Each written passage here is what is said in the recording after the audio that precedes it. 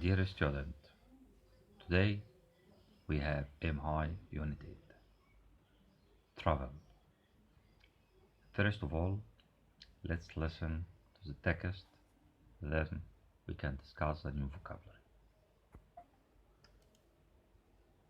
Big Cat Diary by Daisy Miller.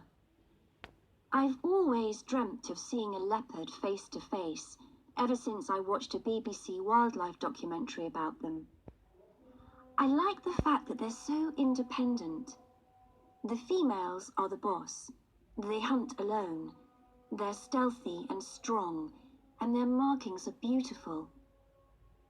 So we're on our way to the South Luangwa Valley in Zambia.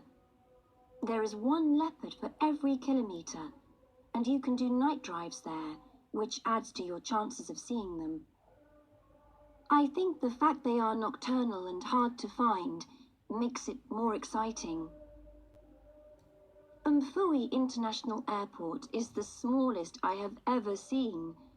There is a tiny shop selling postcards, and that's it.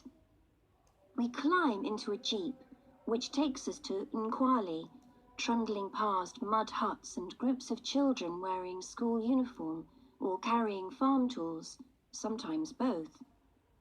Finally, we arrive at the camp. 6 huts and a cafe, built round a tree. That night, we go out on our first game drive with Rocky, our guide. Straight away, we're driving across a plain full of impala and baboons. Now comes the big moment. We hear something in the trees, and suddenly we are right in the middle of a lion hunt, in the dark.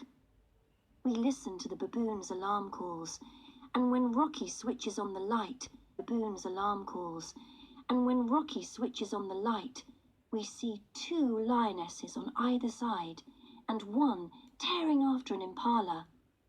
They miss the kill, but even so, my heart is thumping.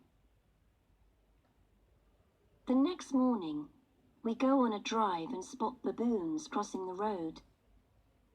Suddenly, a trunk appears from the bush, and 3 elephants stroll across right in front of us, including a baby.